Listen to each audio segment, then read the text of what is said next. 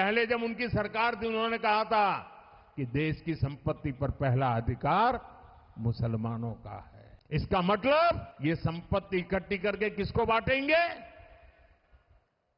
जिनके ज्यादा बच्चे हैं उनको बांटेंगे। बच्चे पैदा करने वालों को दे देंगे, घुसपैठियों को दे देंगे, मुसलमान को दे देंगे। वाह वाह वाह, क्या गुफ्तगू है। घुसपैठियों को बांटेंगे।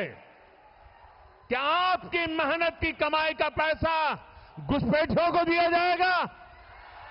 आपको मंजूर है?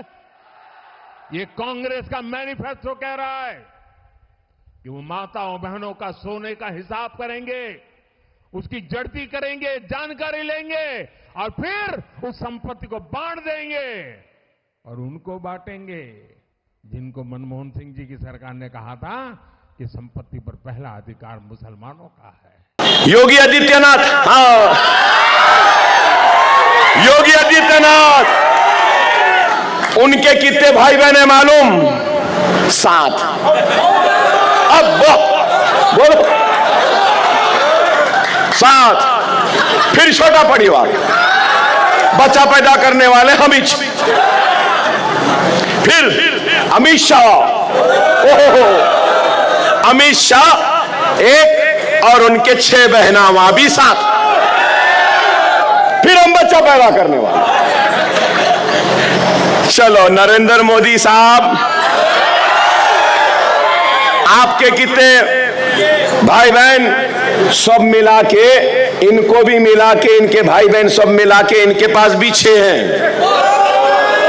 फिर हम बच्चा पैदा करने। वाह। हाँ, अशोक सिंघल, हाँ, नौजवान नहीं जानते अशोक सिंघल को, पुराने लोग जानते हैं। विश्व हिंदू परिषद के अशोक सिंघल, उनके वालिदैन को कितने? वहां भी 7।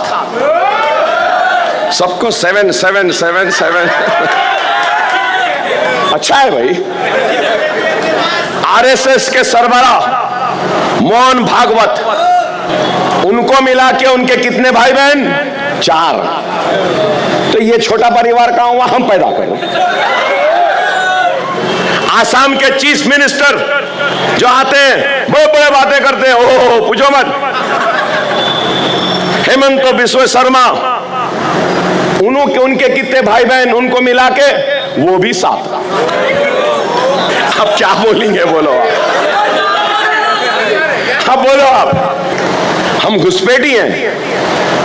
अरे नहीं, हम वही हैं जिन्होंने इस मुल्क को ताजमहल की खूबसूरती दी है, तो कुतुब मीनार की बुलंदी दी है, तो लाल किले की मजबूत फसील दी है, तो किले गोलकुंडा के मजबूत फसील दी है, तो मक्का मस्जिद दी है, जामा मस्जिद दिया है। तो हम वही हैं जिन्होंने इस मुल्क को 4 मीनार भी दिया है। हम वही हैं इस मुल्क को सजाए हैं, संवारे हैं। हम घुसपैठी नहीं हैं, हम इस मुल्क के बाशिंदे हैं। ये मुल्क हमारा था, हमारा है, हमारा रहेगा। कोई पैदा नहीं हुआ हमको निकालने वाला। हम इस मुल्क के थे, हैं और रहेंगे। मरने के बाद इसी मुल्क की मिट्टी में दफन होने वालों का नाम मुसलमान है।